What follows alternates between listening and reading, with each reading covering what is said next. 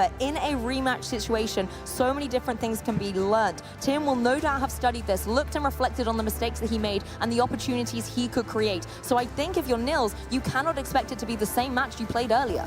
But that's where that experience comes in. You know it's not going to be the same match, but you can swap it up. And it's time to head into the grand finals here at Euic. Incineroar, Fluttermane for Tim. And over on the opposing end, Porygon 2, Incineroar, let's get it started. Yes, Incineroar, the king of VGC, out on the field. Perfect positioning for Nils here to try and maybe enable to get that Trick Room up, but Tim reading into it perfectly, bringing that taunting Fluttermane onto the field to try and ruin Porygon 2's day. And what I love about the Fluttermane having the taunt, since it is a ghost type, it can't be faked out by the Incineroar. Normally you can see these leads coming out from Nils, so you can make sure that your Porygon 2 isn't too pressured the first time around. So this is going to be tough. Since the Porygon 2 is going to be the ghost type, I mean, you won't be worried about the fake out. It's always going to be about the taunt here. Yes, exactly, and that's the pressure that Fluttermane wants to put down on the field. My question now is how these trainers are going to be able to switch things up, because at the minute, it looks a little neutral. The Incineroars want to be able to have that fake-out pressure. They want to be able to go for those parting shots and bring a Pokemon in from the back. But Nils is not going to be able to get the Trick Room up here if that taunt is coming into that slot.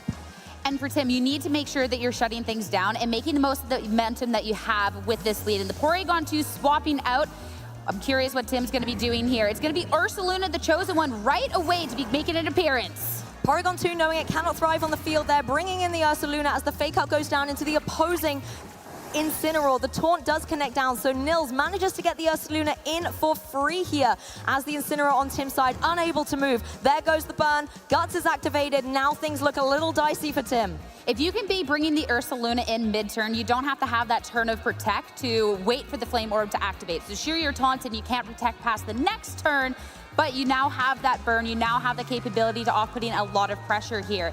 You don't want to be taking too much damage, but at the same time, if Tim's not taking a KO onto this Ursaluna with something like the Facade and the Incineroar or Headlong Rush into either of these Pokemon, well, it's going to be a clean KO. That's the thing, Headlong Rush can only target one of these Pokemon, but it's going to be a very easy knockout. You don't want to go for Facade with something like the Fluttermane on the field, and the Earthquake is going to be able to hurt your partner Incineroar as well. So I think if you're Nils, you just want to start getting those clean and easy knockouts with the Headlong Rush. On Tim's side though, now you've got to play defensively, and again, this is something that Nils can punish. Nils is actually going to take the defensive option, bringing that Incineroar out to intimidate later on, bringing in the bulkier Pokemon like Porygon 2. And the Porygon 2 now, the taunt, it is gone. Download, that will be the attack boost, so not going to be relevant too much for that one. Is Moonblast to target into the Ursaluna, start chipping away at this Pokemon. Parting shot, this will be a chance for Tim to pivot and lower the attack of the otherwise super, super mighty bear. It's definitely one way to start countering this Guts boost, but the issue is if you're that Fluttermane, you're not very naturally physically defensive. So even if it is taking that little bit of a drop, something like the Headlong Rush is still going to connect in and absolutely wipe this Fluttermane off the field.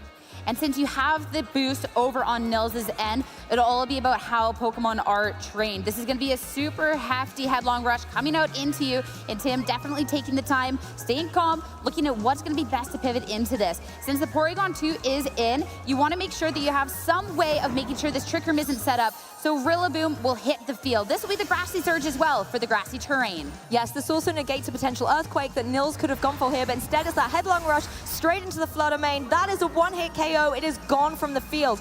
Really like the positioning here by Tim, bringing in the Rillaboom to ensure, hey, if you want to maybe go for the Trick Room, you're going to have a bit of trouble with that. But to be honest, I want to try and stop that Ursaluna in its tracks. Tim is really stuck here on which Pokemon to target down with this potential fake out. There is the possibility for the Porygon 2 here to actually, this one's the Flying type Terrestrialization, so no Ghost type, so you can hit into it to stop it with a fake out. That does mean you would be taking attack from the Ursaluna, and the Ursaluna, it'll either have to attack or go for a swap out on this turn, since it was taunted and doesn't have the option to protect. But Tim can also take advantage of that as well in going for a powerful hit into it. I mean, you mentioned the Terrestrialization. There is the Ghost Terra type on the Ursaluna, so that's one way for it to work around maybe taking that potential fake out and still being able to get a clean KO, particularly considering when the Incineroar's just joined the field. A Headlong Rush into that space is going to do a lot of damage. Normally Ursaluna, without if it gets the Guts boost up and has taken one Intimidate, it can still be in range to get a KO. Now that it's maybe taken this one here, it's going to be an interesting turn. It is slowly getting whittled and whittled down the amount of offensive output it'll be able to be putting out here. You can't potentially just go for the swap, try and get a Trick Room up, and then bring it back in later. But when you're staring down this Rillaboom and Incineroar, fake out options on both, well, the Porygon 2 doesn't feel necessarily too safe either. It is a really bulky Pokemon, but you also have to respect the fact that, hey, there is just the fake out option here. And it looks like Tim is using that Incineroar to try and kind of target down the Ursaluna. The parting shot previously, the Intimidate now, just trying to stop these headlong rushes from doing a lot of damage. But you also have the option to go for something like the Facade. Just try and get some damage in there without having to take the drops. Porygon 2 not safe, so Amoonguss is going to be hitting the field in its stead as the double pivot swapping out. If you don't think this one's going to be taking you too far, sure, it might feel a little bad to take that pause, take that moment, but Intimidate here will at least negate the damage coming out over on Tim's end and have these Pokemon eat the Fake Out instead. Fake Out into the Amoonguss, and it'll be a little bit of Rocky Helmet recoil in return. I honestly love this play by Nils, keeping the dynamic duo in the back of the Ursaluna and the Porygon 2 and bringing these two pivoting Pokemon onto the field does enable him to shake up that ball position as well as enabling Ursaluna to come in a little bit safer later on. It also means that those Intimidates, the parting shots, are null and void coming out from Tim. And you can see exactly what he's trying to do, target down that slot and apply a lot of pressure to the Ursaluna. This is one of the Pokemon that can deal a lot of damage. You can go for something like the Ivy Cudgel into that Amoonguss and try and remove it from the field. Amoonguss is an issue where it cannot go for something like a Spore. There are two grass types on the field here, but it does have utility to go for that Sludge Bomb. Yes, when they're looking at Nils as well, he does have the Fake Out on this turn, having just swapped into the Incineroar. So Tim, if you're looking to off-put some damage, you have to wonder where this Fake Out's going to be coming from. Since it is not going to be too pressured by the Amoonguss here, it would just be a little bit of damage, but you want to make sure you can maximize these turns while you can. Exactly, and you can see our players taking every second here to find out where they want to pivot the Pokemon. And if you're Nils, when you're going to be able to bring that Ursaluna back on the field to get the KOs, you want to try and find a way to get rid of this Ogerpon as well. It has that speed advantage, it's a very speedy Pokemon, and you don't want it to be able to start getting these potential critical hits coming through either. No surprise to see the Fake Out come through here just to protect that Amoonguss a little bit from taking any of those Ivy Cudgels as Rillaboom goes for the U-turn.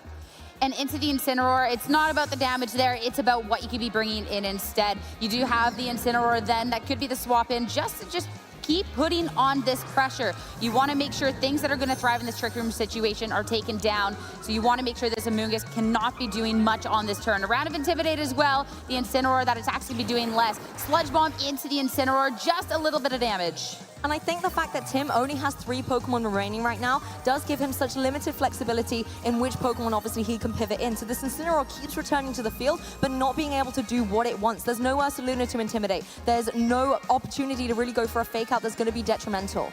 But there is now the Fake Out that you can be using into the Amoonguss if you want to be trying to target into with the Ogerpon. Or if you think you are seeing a Protect come out, try and hit something into another slot. With each passing turn, Nils, I mean, you're still looking for that opportune moment. You don't have to play this fast as long as you're not necessarily taking too much damage on your Pokemon. When you have the Heartflame Ogerpon on the opposing side staring you down, though, you know that that damage is inevitable. I think this is where Tim has to start taking some risks here. And the issue with Tim's play here is it's high risk, but not a lot of reward. You've just got to get it right. If you want to go for something on your Incineroar, like the knockoff, trying to maybe predict if the Porygon 2 is going to come in and remove that Eviolite, make it a little bit more vulnerable, that could give him a little bit more of an edge in this match. Porygon 2 is joining the field, but what has Tim decided to do here? You're looking for an opportunity to bring this Porygon 2 in. Amoonguss on the Protect. If Tim thought that the Amoonguss was protecting it doubled into the other slot, could be huge. But the Ivy Cudgel, no. Hitting into the Amoonguss. So much respect for the little mushroom, but it means nothing from that Pokemon this turn. Parting shot from the Porygon 2 will drop it, but you will now at least be able to bring the Rillaboom back in, so you do still have Fake Out on this next turn to keep that Porygon 2 in check. I think that's what Tim needs to do. Just keep bringing in Rillaboom, Incineroar, and just keep that Fake Out pressure on the field. Because when you actually look at the Pokemon, such as, you know, the Amoonguss and the Porygon 2, they're not dealing a massive offensive pressure. You can kind of safely bring these 2 pivoting Pokemon in just so that they're primed and ready for you to hopefully catch one of the heavy hitters in the back.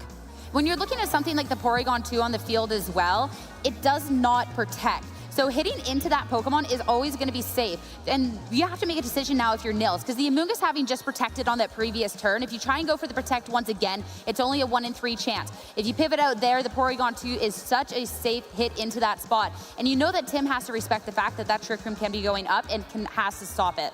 Yes, and something like the Incineroar could easily just come in for that Amoonguss. The Intimidate comes down, not going to worry about an Ivy Cudgel, you're not going to worry about something coming through from the Rillaboom. But on that Ogerpon on Tim's side, it is running that Stomping Tantrum. So again, if Tim can get into Nils' head and figure out what play he's getting and call it correctly, that could just give him an edge. The damage has to start going down on the board at some point. I think it's a big game of where does the Incineroar come in if you're Tim here. And with the Porygon 2 swapping out, we're going to see that Incineroar, the Rampaging, rejoin the field.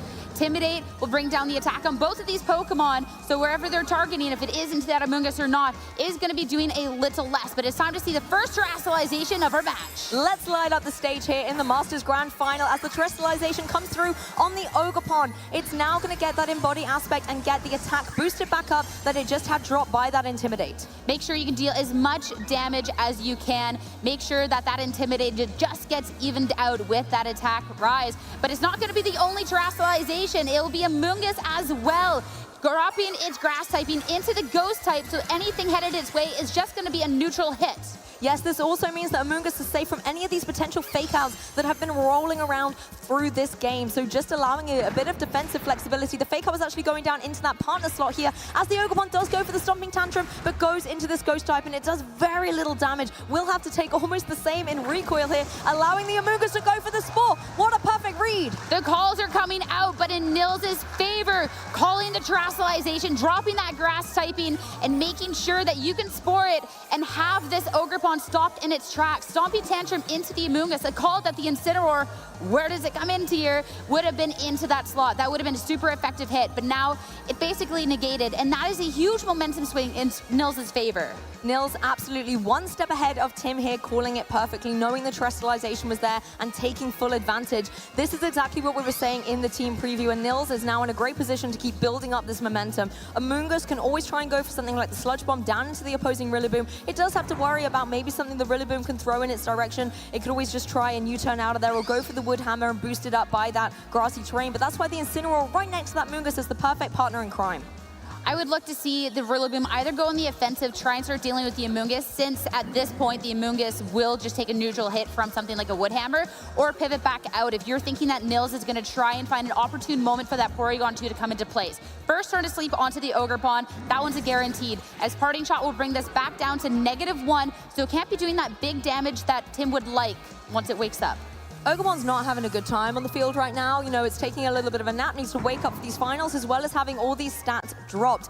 If you're Tim, it's very risky as well to try and bring in a Pokemon from the back because you don't want it to have to take a Spore either. That Incineroar is going to be a prime target to that Amoonguss, and particularly as it has now dropped its weakness, it's a very formidable threat. This U-turn doing nothing, and I think it's really kind of demonstrating on Nils' side the bulk and the brawn that he's got on his team. And with the Porygon 2 coming on in and the Incineroar hitting the field, this one is that Citrus Berry variety. So a Spore, if it is targeted into the spot, will be 2 sleeping Pokemon over on Tim's end. The Intimidate, not going to be impactful here. It's all eyes on this Amoonguss. Instead, attack into the Ogerpon. Huge opportunity, but still, you don't have to risk it if you think you're that far ahead. I mean, we've spoken a lot about Ursaluna being the issue on this team, but actually it has become this Amoonguss. The Incineroar, the Cloud Watcher, has joined the field, but it needs to watch its step. If it doesn't want to take a Spore from this opposing Amoonguss, you cannot go for the fake out into it now that it has turned into a Ghost type as well, making it so difficult to disrupt. And the Porygon 2, we see the lock-in, feeling safe that this is the primed pose position to try and go for that Trick Room. And from there, if Nils can get the Trick Room set up relatively free, it'll be great. Since there is still the fake out option into the Porygon 2, you can go for that there, but then you can't get punished by the Spore in return. So it is really, well, you gain a little, you lose a lot situation. And even if you go for the fake out, as Tim has done here with a little cheeky critical hit, it doesn't stop the Porygon 2 for going for that Trick Room on the next turn. Ogerpon is asleep. It's not going to be doing too much damage, even if it wakes up anyway, thanks to all the previous Intimidates. And once again, the Amoonguss just capitalizing on the opportunities it's got to get damage down on the board. This is really when Nils can start getting that Trick Room up. You could bring in a Pokemon like the Ursaluna from the back, or if you want to keep it really safe to bring it in more securely, bring in that Incineroar, throw the Intimidate down, and insult that Ogerpon further. Slowly but surely chirping away at that Ogerpon. It has at risk at waking up any moment now, and Intimidate will drop that attack even further. Of course, there is always the heightened critical risk chance with the Ivy Cudgels, and the wake up, it will be firing one off. If it was into the Amoonguss, though, that is the freshly swapped in Incineroar, but no, Porygon 2, no critical hit means absolutely no damage coming on out. Ogerpon needs to dig a little deeper to get those critical hits in play. The Citrus Berry has been removed from the Incineroar, but it's still in a great position. No Trick Room coming through. Actually, the Terra Blast that coming through, getting the KO. Ogerpon is down and out. Tim only has 2 Pokemon remaining, and Nils looks firmly in the driving seat. And this is the thing about Nils teams and having options. You can go for the Trick Room and feel pretty good about it, and you have that Ursaluna in the back, but at the same time, when the Ogerpon's already so low because of that damage that you've been slowly chipping up, you just get rid of that Pokemon, you bring Tim down to 2. There's no longer going to be a pivoting game, and you can't have that thick out still hitting the field. Rillaboom will have 1 on this turn, but now these 2 Pokemon are stuck out on the field.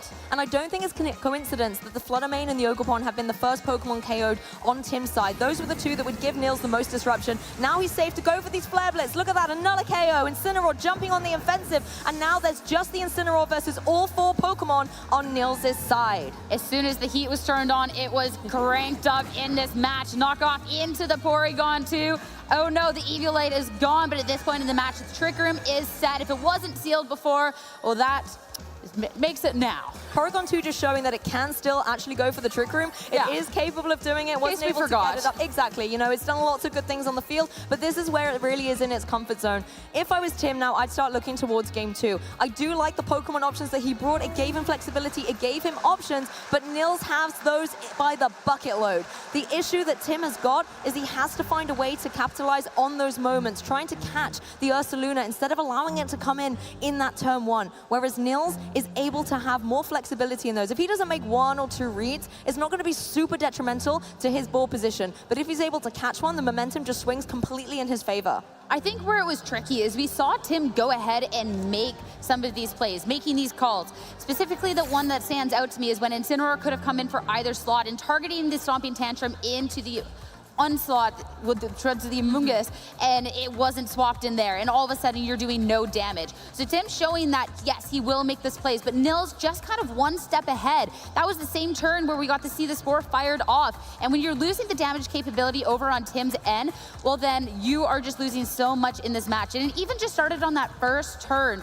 The Fluttermane start coming out from him. Great way to shut down the Porygon 2, but all of a sudden we saw the swap. Ursaluna comes in, and still just so much damage, and the Fluttermane couldn't stand up. But this is what I mean by the flexibility of Nils, because going for that Spore, even if it didn't terrestrialize, it wasn't going to lose you the match in that turn. You still had a couple of options, and there wasn't that much capability, minus maybe a critical hit, for Tim to be able to capitalize on it.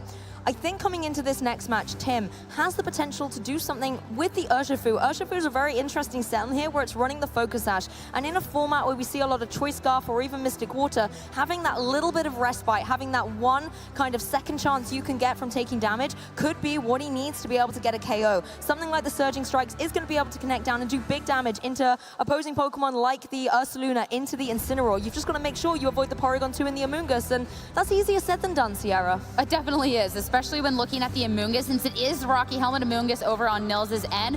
1 wrong turn and that Amoonguss is swapped in, or 1 wrong call, and all of a sudden you're going to be taking so much damage that Focus Sash won't matter. Your health is going to be absolutely depleted, and it's going to be really, really tough time from there. It is nice, since you will have the consistent critical hits with the Surging Strikes, that you won't have the same pivoting coming out from Nils, the parting shots, the Incineroar to lower it, but it's still so risky. I think Tim has to take a couple of these risks, though. Nils is 1 game away from becoming the European International Champion. Tim has to be able to dig deep, not once, but twice, in order to take the title. Nils, I think, looking very calm, leading out with a Fluttermane of his own and the Incineroar against, oh, look at that, Sierra. Incineroar and Fluttermane on Tim's side. Great minds think alike. Heading in to our Grand Finals, our second match here. Booster Energy, Photosynthesis activated on Tim's end. This will be the speed, making sure this Fluttermane is going to be the speediest thing around. But over on the other end, just kidding, we got another one coming out, but this one will be special attack. This is the thing, the speed on Tim's side, very, very nice to be able to go for something like that Icy Wind, get a little bit of chip, drop it further, or even just fire off a powerful Moonblast into that opposing Fluttermane. The issue is Nils' one is going to be able to hit back even harder thanks to that special attack boost.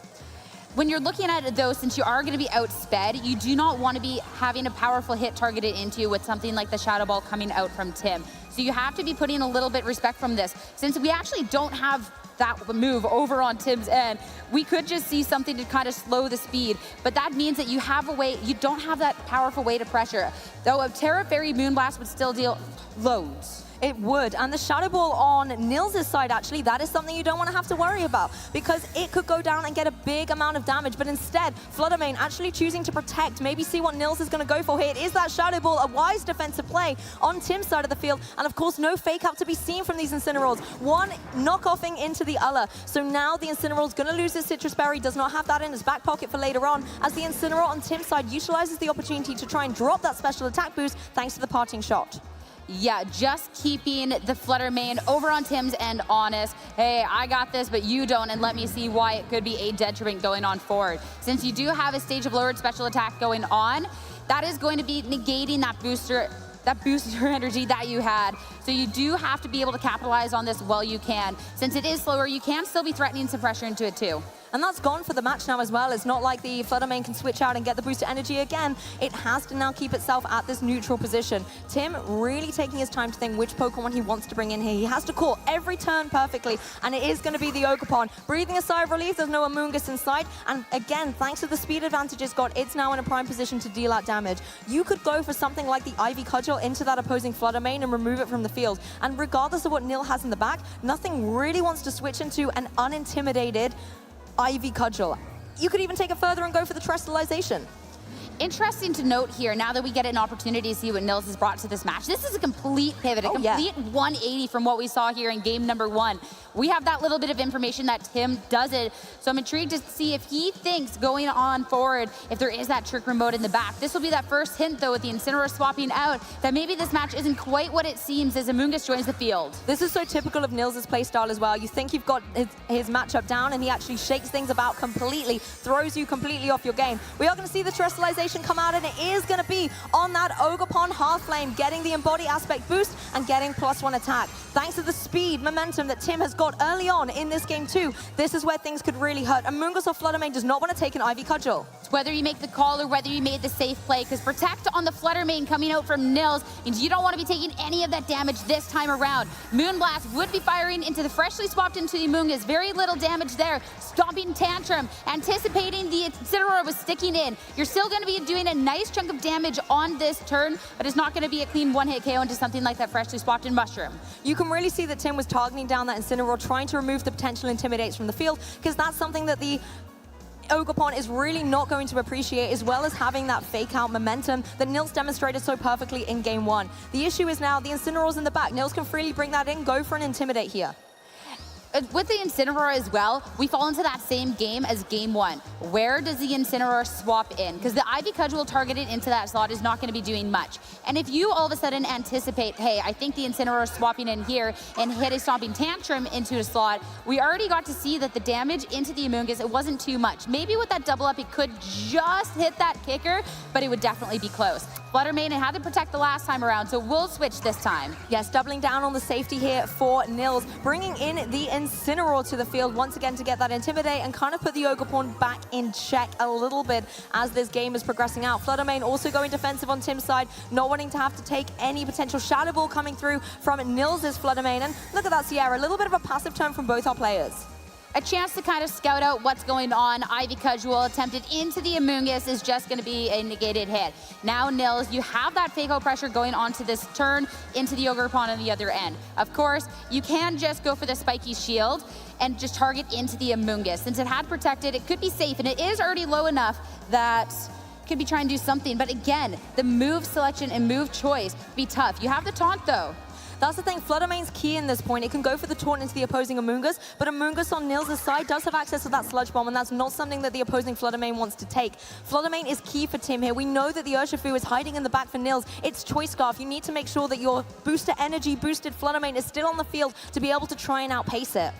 Especially, too, when you know that Nils is piloting a little bit more offensive team and that he was able to pick away the options in that first game. You can't fall down that same rabbit hole again. Amoonguss, instead of taking any weird 50-50s, any chance, take the opportunity to swap out now. And if it is a taunt into the swap, then it would be a wasted turn. Taunt, though, into the Incineroar instead, making sure that we can't see something like a parting shot coming out. Honestly, love to see that as a way to shut down that Incineroar. Ogerpon now going for the Ivy Cudgel, going to be going down into this opposing Urshifu, not doing too much damage, however, but just getting a little bit on the board. Incineroar now going for the Flare Blitz. Again, not getting these KOs, but damage is being dealt from both our trainers. They're starting to switch up onto the offensive. And with the Flutter main being such a huge threat, going on the offensive with that Flare Blitz instead is a really, really good call. Not only do you cover for that potential taunt, but you make sure you can do the damage into this turn. And now that you're Shifu hitting the field over on Nils' end of the field, it is the choice Scarf. So when we're looking at the speed, it's probably going to be the fastest thing here, which makes it so dangerous when you're staring down these Pokemon. These Surging Strikes are absolutely no joke. The Ogerpon on Tim's side as well is very much invested into being an offensive threat. We don't see any Follow Me on there, and it has got the utility to go for something like a Spiky Shield, but in the face of something like an Urshifu, that's going to be null and void thanks to the Unseen Fist ability. That is one speedy Pokemon for sure. This is where you have to make these split-second decisions of what you lock into. Looks like Nils is really trying to target down into that opposing Flutter Mane, worrying that the speed boost might be too much for the Urshifu, keeps it safe in the back. Weren't kidding about the split-second decision. I was getting a little worried here at this point. Amoonguss coming back out onto the field. Icy Wind is going to be lowering both of the speeds of these Pokemon. Nice little chunk of damage onto the Amoonguss, all things considered. You want to keep chipping down at that now even more since it does have added, since it did get the Regenerator. Now, you will be able to fire off an attack with this Ogerpon Wood Hammer. Again, great swap coming out from Nils to make sure there's never an opportunity for Tim to get ahead. This Amoonguss really is the thorn in Tim's side. In game one, it was so disruptive, and now it's just being completely annoying on the field. Flutter Mane does go down, however, Nils has perfectly pivoted in a situation where his Urshifu in the back is safe and sound. Once that comes back onto the field, it's going to be so difficult for Tim to maneuver. You already have Drop Shot Grass typing on that Ogerpon. A Surging Strikes is going to be able to get the knockout. The Incineroar, again, not going to be able to appreciate that. But I wonder what Tim's last Pokemon is going to be. It's so tough, though. The Flutter Mane's queen for a reason. With the Kingdom falling, you can see potentially the chance for things to be falling apart because you needed the speed on your end. You needed the capability at the Icy Winds and to shut down Nils' team. And when the things like the Urshifu is preserved, we won't even have to play the speed game going down on the line. So even when that Pokemon re-hits the field, there's a possibility for it to wreak havoc. You still have something still potential that Urshifu. Instead, it's going to be hitting the field. This can't be dealing damage, but it doesn't still have the same speed that Nils does. That's the thing, the Urshifu does have the Focus Sash, so you do have a tiny bit of respite from maybe taking one super effective attack or just any damage at this point. You can always apply pressure with something like that Surging Strikes into the opposing Incineroar. I just wonder if the damage that the opposing Urshifu had taken on Nils' side is going to be enough to maybe allow the opposing Urshifu to try and get the KO. Nils going to switch things up in the ball position, wants to keep that Intimidate for the Urshifu and the Ogerpon a little bit later on, and brings that Flutter Mane back into the field, which I really think isn't a key piece in this match right now. Going to be keeping the Incineroar safe. Flutter Mane coming back out. There was a close combat into that. It won't do anything. An Ivy Cudgel into the protecting Amoonguss. You don't see Protect too often in front of the Urshifu, but making sure you can survive past that turn, crucial. And the call, again, no momentum from Tim's end, stopped straight in his tracks. Nils is making moves and counter moves and calling them perfectly, bringing that Flutter Mane in. It can now apply some pressure with something like a Moonblast or even going for a Shadow Ball just to get some damage on the board. I think you don't want to go for something like the Substitute or Protect here. You just want to make sure you're trying to get some damage and getting that momentum, because as soon as you get rid of the Sash on the opposing Urshifu, then your own Urshifu can start cleaning up. You just got to knock out a few Pokemon first. And that's going to be the tough part into this. And Nils has done such a great job at making sure at every step in the way that Tim has not been able to make this move. And Tim, it has to be a huge call going into this next turn, a big KO. And it's with the Urshifu swapping out. I don't know if he'll be able to get it. Bringing Incineroar back into the field. You'll have the fake out next time around. But if things are going to be passive, I think Nils is just building up a really, really significant lead. And you've got to remember as well, the Incineroar had its berry knocked off earlier on in this game, so it doesn't even have that as a little bit of respite recovery as the damage starts steamrolling from Nils' side. Amoonguss in the back wanting to use his Regenerator ability to get a little bit more health, maybe seeing this game 2 is going to go a bit longer than planned, and the Incineroar rejoins the field with that Intimidate. Could also mean that with the Incineroar swapping in, you could have anticipated an Ivy Cudgel into it, make sure nothing happens there. Spiky Shield instead, Moonblast into the opposing Incineroar. That will bring it down to just below half health at this point. We do have -1 attack over on the Ogerpon, so you do look better and better by the moment. The thing is, you can't safely switch that Ogerpon out to try and reset that because you don't want your Urshifu in the back to have its Focus Sash broken unnecessarily. Incineroar looks to be in a little bit of a precarious spot about whether it can take another one of those Moonblasts. I think the chip it got earlier from the knockoff was critical there. It might be able to hang on if one more Moonblast finds its mark. And that'll be the key thing going into this. And you lose that Incineroar, sure, you get the Urshifu in, but I think that you're just going to be down too many strong Pokemon in this match, where Nils, I mean, his Pokemon just feel like they have not been touched. With the constant regenerator from the Amoonguss, you're gaining so much momentum, and even more now. Fake out into this Ogerpon, Moonblast from Fluttermane, and Incineroar holding on this time around. Just able to hang on and go for a parting shot. That's just going to be able to reduce a little bit of the offensive pressure on the Fluttermane side, but I think you make a great observation, Sierra. The damage is all coming through from Nils' side. Tim is constantly being forced to go for these defensive plays, or is being intimidated, and the damage is just not stacking up on Nils' side. You do get the Urshifu in here now, so you have the potential to go for these surging strikes, and it is in unintimidated. It is. You still are at risk of taking a very powerful move from this Fluttermane. So you have the Sash, you can take one hit, but you have to make the most momentum out of this Pokemon while you can. The Surging Strikes will hit well into either Pokemon on the field, but you also have to anticipate if there is a potential Amoonguss swap that could be dangerous as well. And there is no spread move on the Fluttermane, no Dazzling Gleam, so it has to choose its target. It's gone for the Moonblast. Urshifu taken right down to its Focus Sash, as Ogerpon can go for the Ivy Cudgel here. Gonna be connecting down into the opposing Fluttermane. Doesn't get the critical hit, takes it down to only 29 HP as the Urshifu follows up for that knockout. No critical hit, so you can't get the double KO on this turn, and having to prioritize the Fluttermane going down, forced to double up into this slot. Now, parting shot, you're not going to lose the Urshifu this time around, but it's going to be -2 attack now for the Ogerpon. And we already saw how crucial that -1 was in that Fluttermane survival. The thing is, because the Fluttermane has been KO'd, the Incineroar can just come right back into the match now, throw another Intimidate down, and be able to have that fake up pressure. And with the very low HP that the Urshifu is in, then you're not going to be able to take that. It does mean that Nils is in control.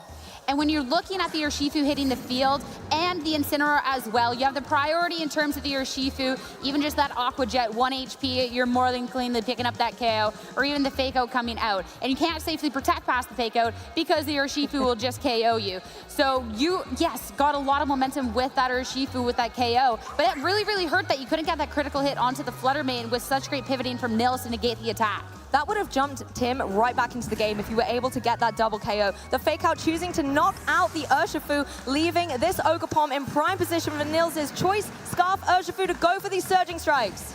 And Surging Strikes into the Ogerpon. One hit is all it's going to be taking to take that Pokemon down. And this match, Nils has been in such control the entire time. The Pokemon are celebrating. The crowd is already applauding. You can see Nils' smile because he knows the Incineroar is the last Pokemon standing to take him to the title. Go through the formalities, Incineroar hitting the field for that last little bow before it's out of this match. It was well played, but Nils, he never let out. Always was so close to the title and is going to claim it. Nils Dunlop is going to be your European International Champion.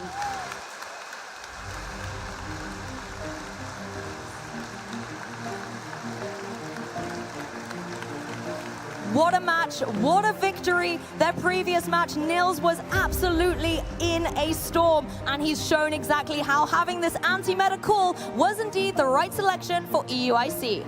And not just that call with the Ursaluna, but the different ways that you could have been building that team. It was so well constructed. You had options at every point in